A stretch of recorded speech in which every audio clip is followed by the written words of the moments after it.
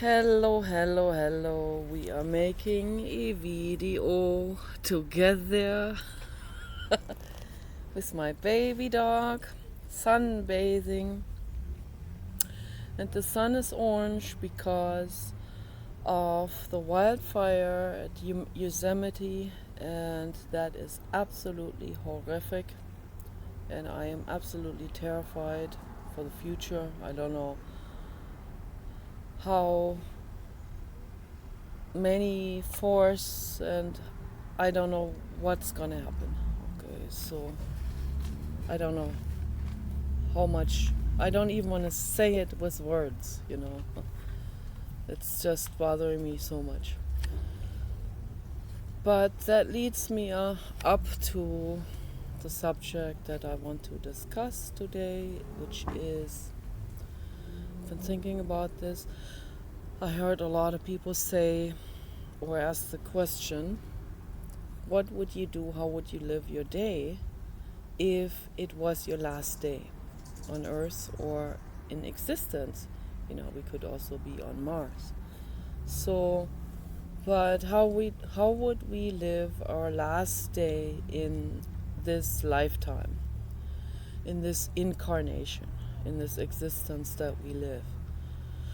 If we knew for sure that the guillotine was waiting at the end of the day, let's say at 12 midnight. Okay, so how would we live this day? And I think that's a very legitimate question to ask. A lot of philosophers went into that question because that question forces us to introspect. That question coaches us like with guardrails, coaches us into that very question of mindfulness and introspection and life review and how we view the future and how we view the present moment. Whether we practice gratitude, do we practice gratitude for the present moment, or do we go into a shock state? Are we still gonna appreciate something that we have? Or are people, I don't even want to say it, or some people might go into a state of not caring about anything anymore, including themselves, not caring about their hygiene or anything, or their health or anything. If they think this is my last day, what the heck? And there are a lot of people who are in that mental state where they give up on themselves. We have seen a lot of homeless people like that.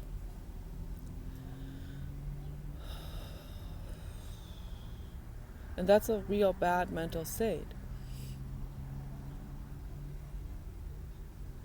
But thinking about having one more day, I've been thinking, I've had all these thoughts on this. What would I do? Like, how I can ask other people, but I have to ask myself, what would I do if I know that I'm waking up, let's say at 12 noon, which I often do, 11 or 12, and someone comes in the room and says, or the Gestapo comes to the door and says, you have one more day to live. Okay, so sorry, you're an environmentalist. You're gonna have to go under the butcher knife, under the guillotine at the end of the day. Okay. Because the corporate agenda runs the whole world and they don't want environmentalists, so you're gonna have to give your head for that. And then they'll say, but you can do anything you want on that very day. I would do environmentalism. just for them, just for the fun of it, to just to go on their nerves.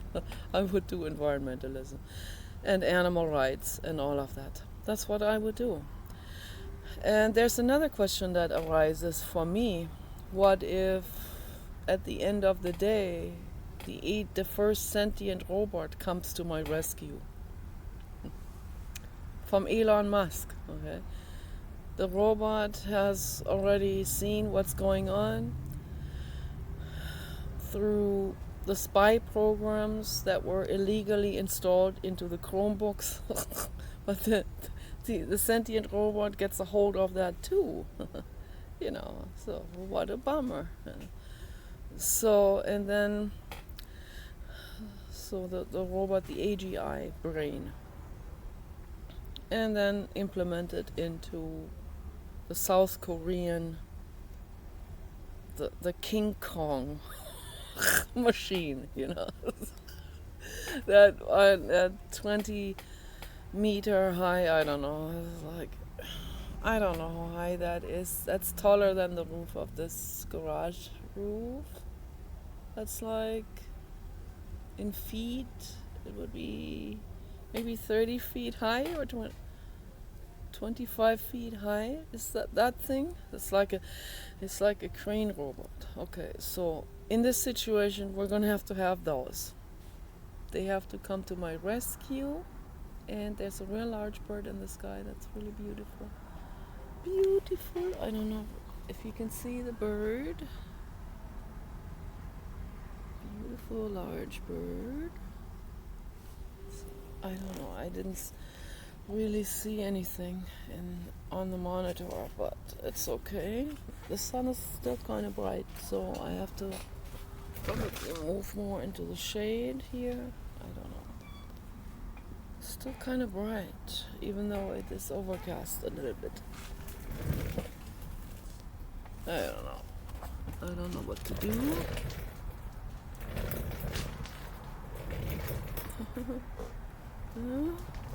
I'm trying different things.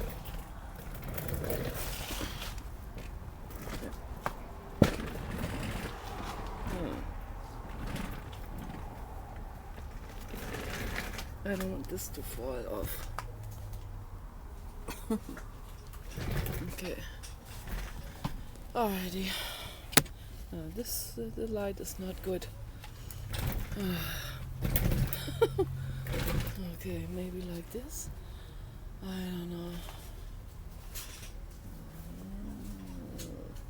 That doesn't look very good. The spider webs and everything.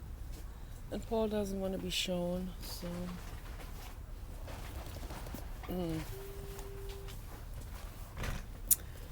So, what would I do? How would I live that existence of one more day until that predicted deadline, literally? So, I would really question whether this is gonna happen. Maybe there is a slight chance that the large South Korean robot can come to my rescue, with the brain from an AGI brain from Elon Musk. So he works together with other people. Why reinvent the wheel if these things already exist, right? So he wants to work with other people. He also wants other people to make stuff. And that's good. It's really good. And he gives other people credit for things. So, but he's the ultimate genius. There's no doubt about it. Okay, so if he has more time, he can make everything from scratch and 1,000 times better than it exists, including social media websites. But Donald Trump already tried to get his own social media website because he wanted to bypass all of those censorship websites. But the corporate agenda threw obstacles in and sabotaged that, and that just goes to show how much leverage the corporate agenda really has. That just, I mean, you see what happened to Julian Assange and Chelsea Manning for just observing and for sharing really, really criminal behavior from the U.S. military with the public. People need to know what the U.S. military is doing. So, but obviously, the corporate agenda will they influence the majority of people into not helping Chelsea Manning and Julian Assange, or anyone who's a whistleblower, anyone who is an activist who tries to make the world a better place. So they turn all people against good people. It's very tragic. Donald Trump is an activist who is trying to make the world a better place. Okay? So corporate agenda will slander him and Elon Musk and anyone who's good. They'll slander them and make the public believe they need to go against them. So that's what's going on, and most people will buy into that, and that's very sad. It shouldn't have to be that way. People should think for themselves and question stuff. Really seriously question things. So I question stuff. I question everything I hear. I think about this. What's going on there, like with Ivana Trump? Why is that happening now? Just before Donald Trump is going to be going back on a campaign trail, right? So obviously to make him look bad, even though he has nothing to do with that. Okay, he was on very good terms with Ivana Trump. And I'm not making fun. I'm just a little bit like naturally drunk. So they were in good terms. They loved each other. He dearly loved her, and I can just imagine how heartbroken he must be over this, and how heartbroken their children are over this.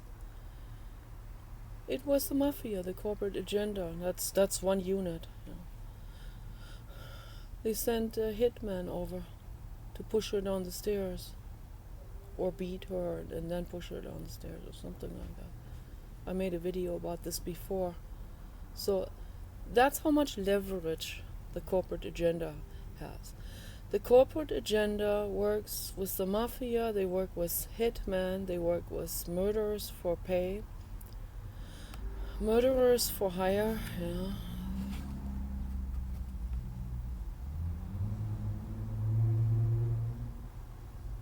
It's sad. It's sad that people will do something like this if they get paid enough money. It's sad. It's infinitely sad. That doesn't make their lives better in any way. The ego only thinks that, the ego is the greed, and the ego that thinks, how can I, how he can buy himself that Ferrari then, and go to that club or that club, and he can get himself that chick or whatever, or be popular. Ego, it's all ego. Self-identifications, the idea of self-grandeur, all of that is causing that. Sad. On cost of other people's lives. All of this is very important that people put their minds on. Very, very important. So, yeah, with the corporate agenda having that much leverage, obviously, and they even train people to to do astral journeying and to do out of body experiences with their mind alone, and go and travel astrally, as they call it, travel with as their consciousness extension that goes out of their brains into someone else's house, into the targeted individual's house, into the targeted individual's brain, into their body, checking their entire body functions. We know exactly what you're feeling right now in any moment of time. Your body fluids, we know exactly, oh my gosh, oh, the body fluids are flowing, oh my gosh. She farted, also, oh my, no. Oh, she burped. Yeah, they train people that are still stuck at age 1 psychologically. Those are the easiest to train and work with, right? So from a Sky perspective, I'm not even going to judge that. I'm not making fun about you, but you are immature. You have to acknowledge that. If you make fun of someone else farting because you happen to spy on their body functions with astral journeying, I know a lot of people don't believe this. They think I'm batshit crazy. This is not crazy. This is what's happening. Okay, I've been observing this. I've been really, I haven't been shocked, but I was really surprised to see that there are people doing that with me. And I, for a long time, I had this feeling that this was happening, and then my overconsciousness, which is the left hemisphere of my brain, the language processing and all of that, the rational, reasonable thinking brain, okay, that said, no, that can't be. I dismissed that thought again. That can't be. But I felt it, And then the rational, the reasonable brain side comes in and says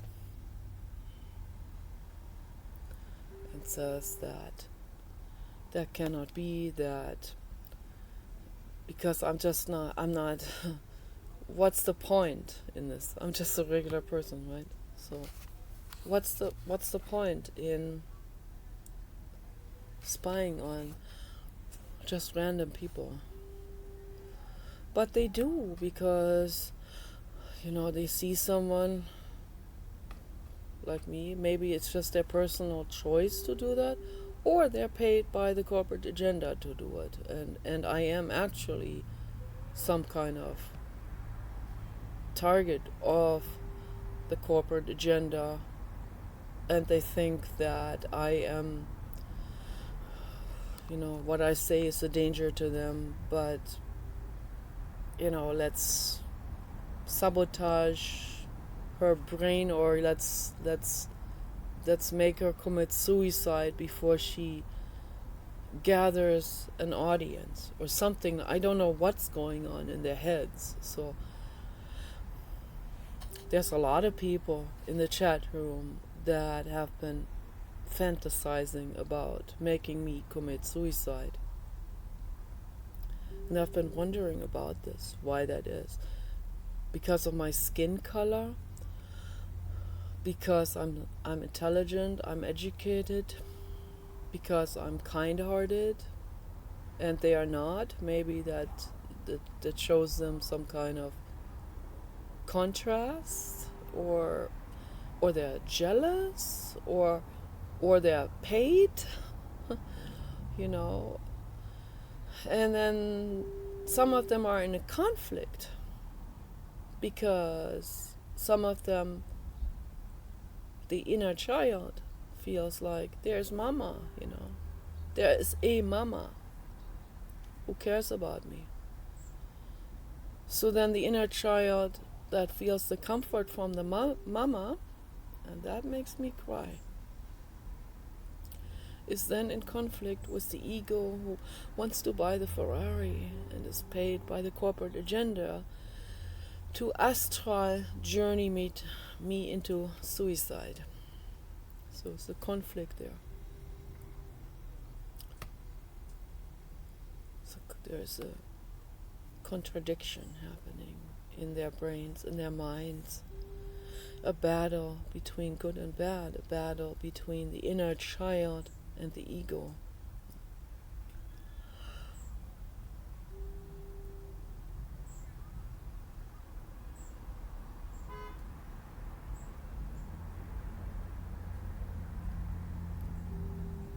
But my question is, how would you live your last day of your life if at the end of the day you cannot buy that Ferrari anyway, or you're not going to get anything anyway, you're going to get the guillotine?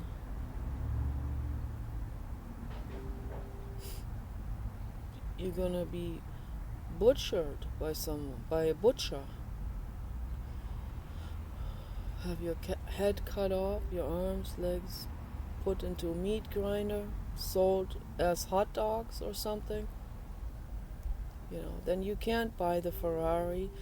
Then the self-importance instantly takes a shift, right? And that's where it becomes philosophical. That's also psychological, of course.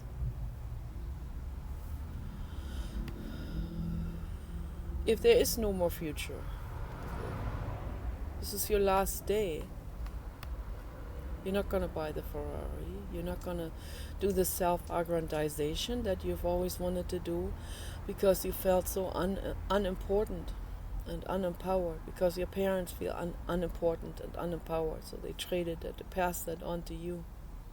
And they kept telling you that the white man is pushing you down, or some bullshit, or this or that person is bad, or these people are bad, or those are wrong, or Hollywood actors are this or that, and they're keeping you down, or what, or they owe you money. I've heard it all. Paul worked for Bel Air Patrol. So he's seen things you cannot even wrap your head around. I mean, the abysses of ego activity. That's what insanity really is.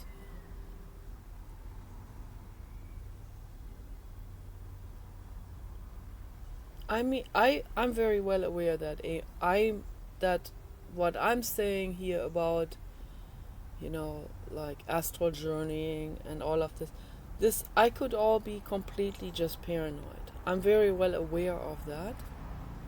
But I have a real strong feeling that I'm not paranoid, just paranoid about it. I'm paranoid, but for a reason. So that it is actually happening with people doing these kind of things. Helena Petrovna Blavatsky talked about this. I'm sure these people are very familiar with her work and used her work, even though she has the disclaimer at the very front of each book that says, do not use the occult for selfish purposes. But they do it anyway. You're going to have to pay a very high price for that if you use the occult for selfish purposes. So you can buy the Ferrari and send someone to jump over a bridge. Okay. Think about this for a moment. I mean, just think about, just sit down and just look at it. Not even your consequences. Don't even go that far. Just look at what you are doing. Look at it. You want to send someone into suicide with your mind extension, to mess with someone's brain, to make someone feel ugly, to make someone struggle in their lives, to constantly bring the childhood trauma up. I don't know what the kind of things that they may be doing with people's brains.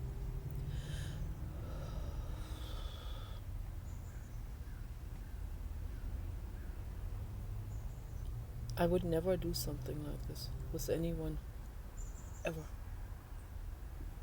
Never, ever. I could, but I don't.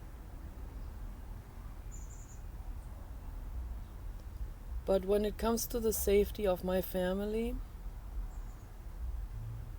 and also my body, of course, my brain, I have to let people know that I have a Medusa in me.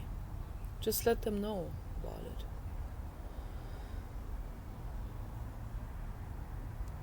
And that's enough to say about this. I don't want to say any more.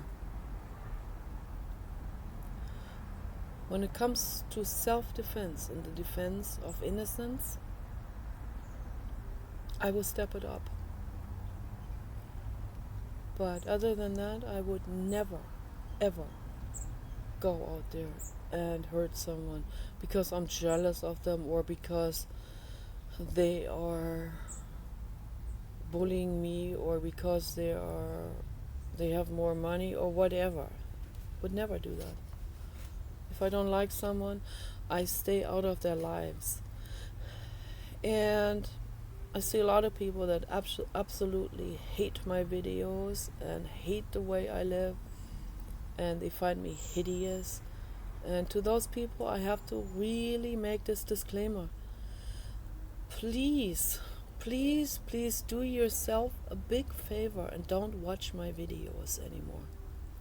And block me on YouTube and don't see my comments anymore. Block me on Facebook. Never, ever, ever see my photo or my videos or my comments ever again. Go away, do your own thing, do your 20-year-olds and let Trailer Mother retire in the desert. So that is my recommendation, high recommendation to you. Really. So, other than that, I can go anywhere I want to on the internet. I can go into the chat room if I feel like it. Okay. And if I go on someone's nerves, that's not my problem. Because I'm not imposing on anyone, since this is the internet and people can block someone. Okay. So, it's at your fingertips. You can block and be done with it. Then you don't have to get all like yikes and okay? So look at someone else and be pleased. That's all I can say to that. But I have the right to go anywhere. I have the right to my activism.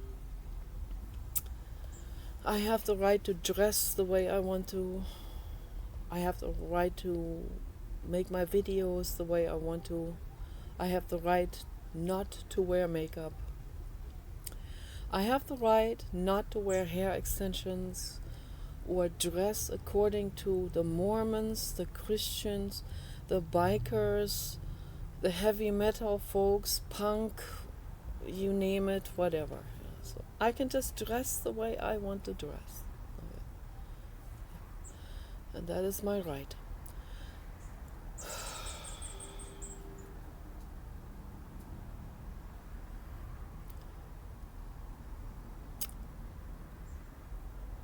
I have a lot of anxiety in my brain. This is not easy. I also laugh about myself a lot, it goes back and forth. That's beautiful. The tree has a beautiful face, a sad face of a dog. Yes.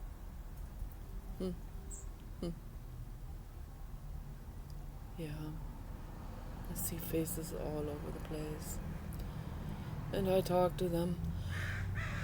Those are energy formations, and they show themselves that way. I'm very intuitive, I'm very psychic. I see a lot more than anyone would see in the chat room, for example, if they hang out there for 8 years off and on. So I see a lot. And I also feel sorry for a lot of people. I feel sorry for everyone, really. Because they're very lonely. And many of them are terrified. Absolutely terrified of intimacy. Because it brings up childhood trauma, memory. It brings up the childhood trauma of mother not being there for them. Because it shows the contrast. Here's a mother who is motherly and there for you, and even needy sometimes. That's really a red flag for most people, absolutely most people.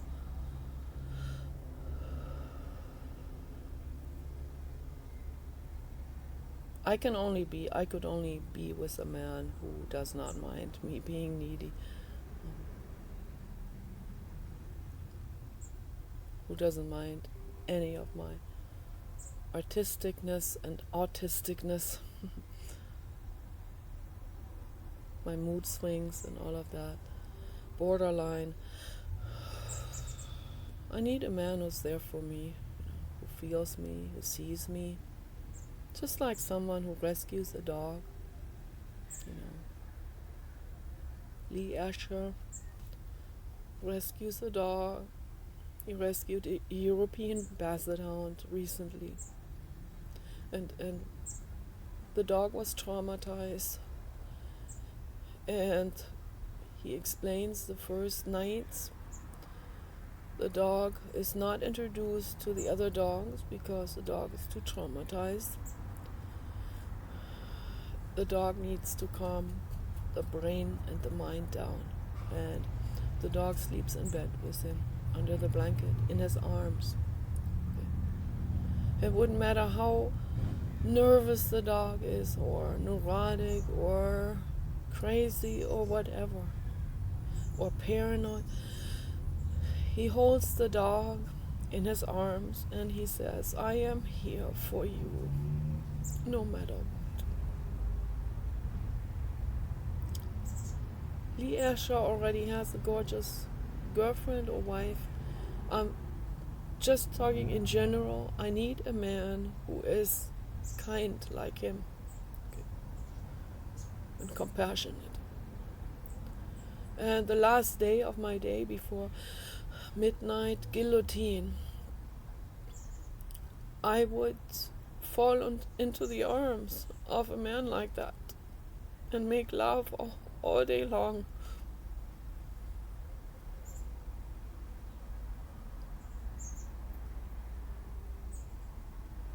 Why not? Why not?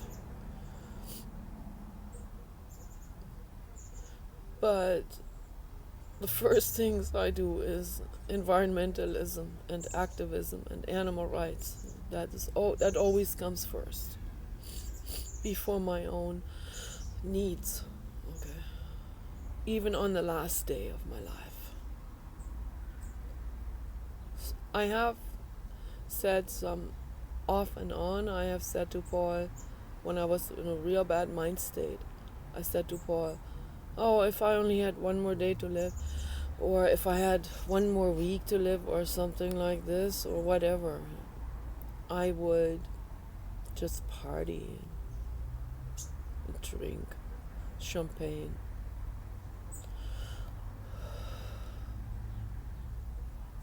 But I changed my mind on that. I know where I came from when I said that, because I was fed up. I was in a fed up mental state. But I don't view it like this anymore. Even on the last day, I'm not going to drink alcohol. Even on the last day, I'm not going to take narcotics. Even on the last day, I put the other beings first. I protect the other beings from suffering. I rescue other beings as best as I can. I give my life for them. I do anything I can. even on the last day. But if that pisses some corporatists off, then that's not my problem. Okay. Well, if that pisses an ego off, then that person should really do some introspection.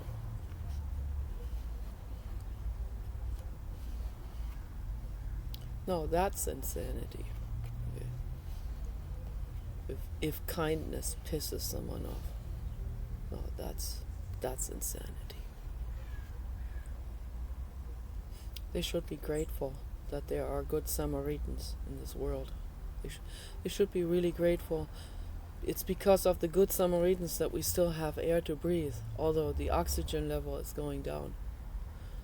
The more the oceans are destroyed and the forests are burned down or clear cut, the more the oxygen level is decreasing. It's happening. I'm already gasping for air. Sometimes I feel like I'm fainting. I feel like I need to get an oxygen tank or something, because the oxygen level is going down on the whole planet, no matter where you live, because of that corporatist exploitation on this planet. It's because of the good Samaritans that we even still have oxygen to breathe and fairly fresh water to drink. Do not underestimate that. But now that the corporate agenda has completely taken over the White House, things are going to get really, really tricky. Okay. Be prepared for it. That's all I can say to this. Be really prepared.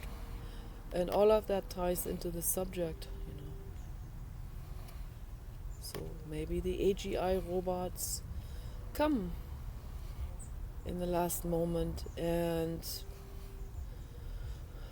straighten things out. And gradually the Earth can recover again. Or the AGI robots don't come at the right time, or they're not ready yet. And things just go downhill from here. Muslim agenda taking over. Muslim agenda which is 100% used by the corporate agenda to do the dirty work for them. Changing laws, changing the legal system for the mafia, to pave the way for the mafia. Everyone is going to suffer from that. Every single person, including every mafia person and every hitman, is going to suffer from that. But they don't think that far ahead. But I do.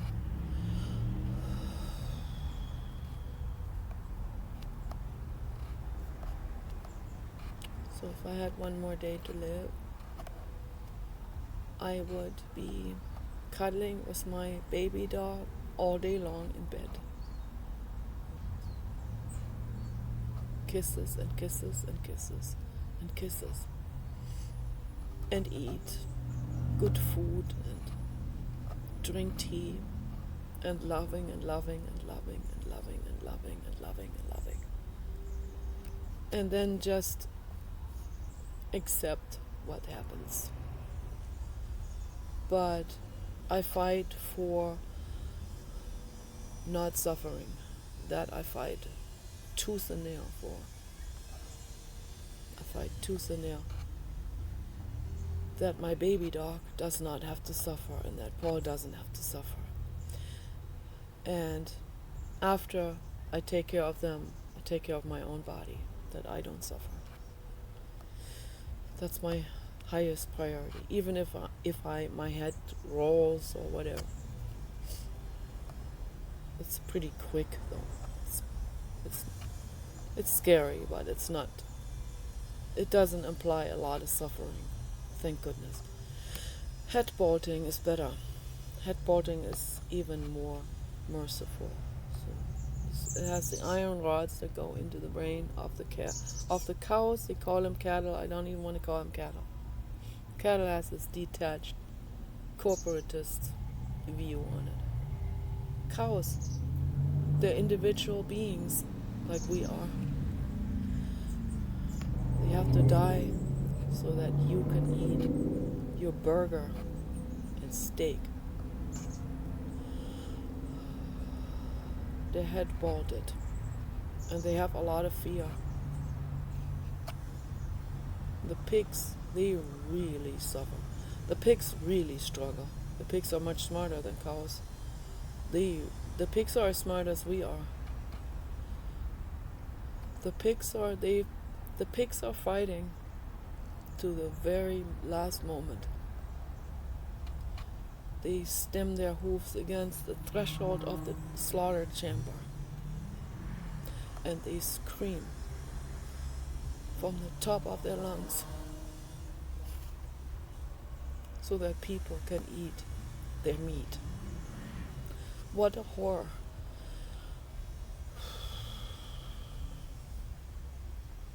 Temple Grandin, she's the one who made the slaughtering less painful and less stressful for the animals.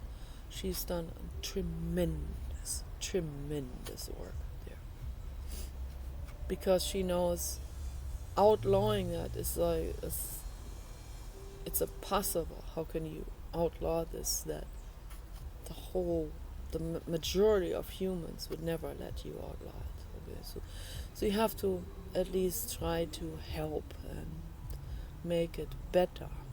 Make it so that the animals don't feel pain and fear. So she created amazing technology so that the animals don't feel fear, and so they're being comforted while they're being led through those walkways. And she works with farmers together, and the farmers that have some sense and they had little bit compassion left, they will hire her and they will use her equipment.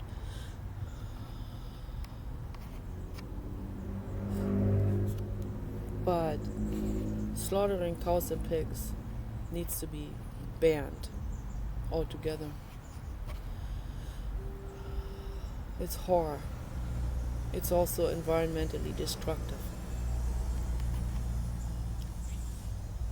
But yeah, there are some good people that make things better, like good fairies, like Temple Grandin, that will come in and say, I know that I don't have legislation over this, but I can help here. I can make this better, at least. Can alleviate some pain and fear. Okay.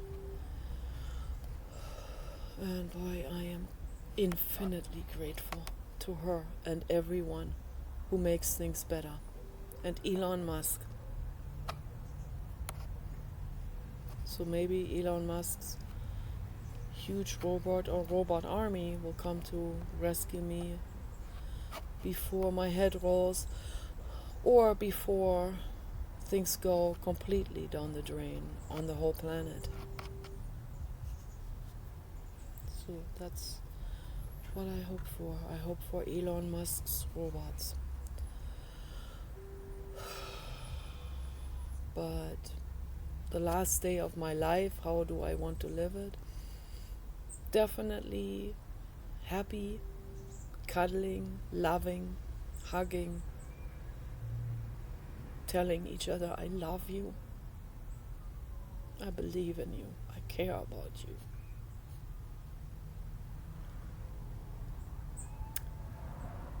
Okay. Take care.